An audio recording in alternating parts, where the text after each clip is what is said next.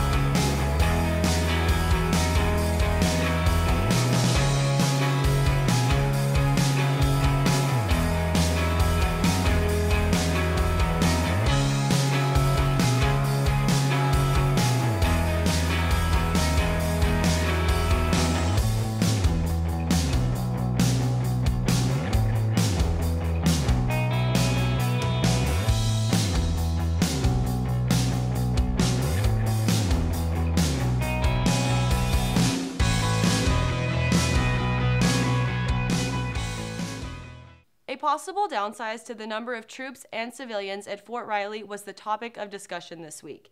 Fort Riley is one of many U.S. Army installations that may experience reductions based on budget cuts. There was a forum last week where community members could share what Fort Riley means to them in order to keep the base thriving. My name is Ben Bennett, and I am proud to be a Big Red One supporter. This started a number of months ago, and it has to do with the Army's concern that there could be some potential reductions based on the 2011 Budget Control Act. And so what the Army said is they wanted to get out to the communities to find out what the impact would be. And that's what we're here to do tonight, is to understand and to hear your voice. My name is Christine Benny, and I am a Fort Riley spouse. After over 22 years in the Army and military life and over 10 PCS moves, we have decided to make Kansas and the Flint Hills region home. We are home.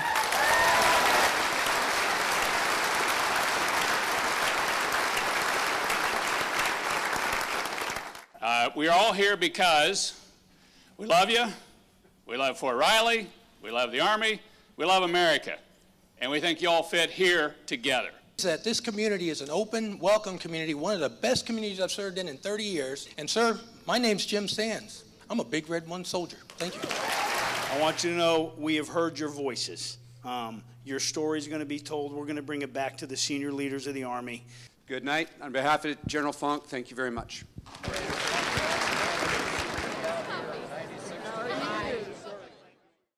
And that wasn't the only hot topic. The Union Program Council held their 7th annual Dancing with the K-State Stars. I'll let you do your own drum roll at home, but the winners were Carolyn Fitzgibbons and Nathan Loudon. All the contestants did a fabulous job though, so let's check out a recap.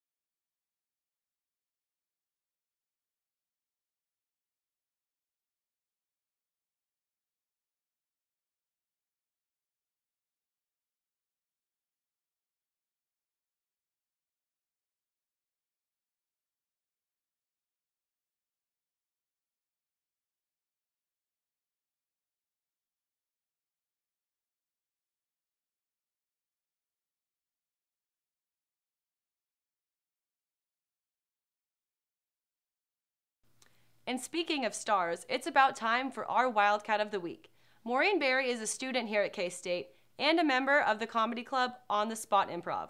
We had her in studio earlier for an interview, but first, here's a clip to show you more about the club.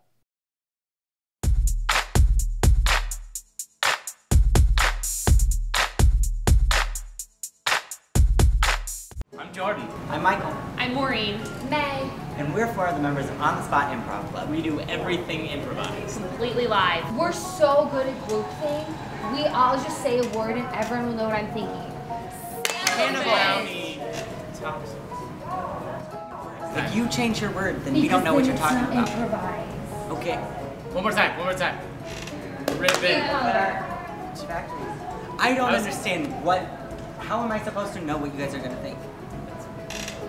I was gonna On say the factories. spot. On the spot. Is that one good? We're here with Maureen Barry. She's a student here at K-State and a member of On the Spot Improv. Tonight we're not going to put her right on the spot, but we do have a couple questions to ask her. So Maureen, what got you involved with improv and comedy in general?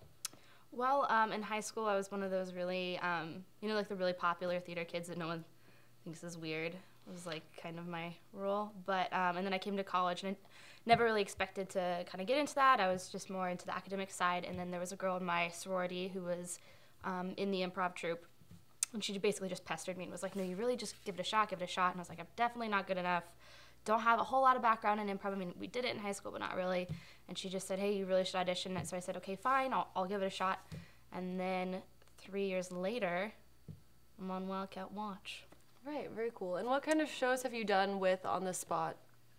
Well, On the Spot has weekly shows, 8 p.m. Salsaritas every Thursday. And so usually I perform in those. Well, not just me, but anyone in the troupe performs roughly every other week, kind of depending, as well as having some Saturday shows. And then we also get the fun little gigs where we perform at after proms and 4-H conventions. So. And tell me a little bit about how these events work. Do you guys just kind of go up and go at it, or do you have kind of a layout of what skits you're going to do? Yeah, so there's definitely a very specific, it's about as organized as you can make something that's unorganized. So every Thursday we call it a practice, but it's more of like a workshop for 2 hours. And so a different member of the troupe or a group will come in and say, hey, this week let's kind of do a workshop on characters or whatever. So that show will really focus on that. And then we always know exactly who's hosting and who's going to be in the show, and we have a prepared set list. So we know, okay, we're going to start out with, this game, then we're going to do a long form. Here are the players in all these games. We're going to end with these 3 games, and we're out. Awesome. Well, I think that's all the time we've got for tonight. Thank you for tuning in to Manhattan Tonight. Make sure you subscribe to our YouTube channel and catch us next week.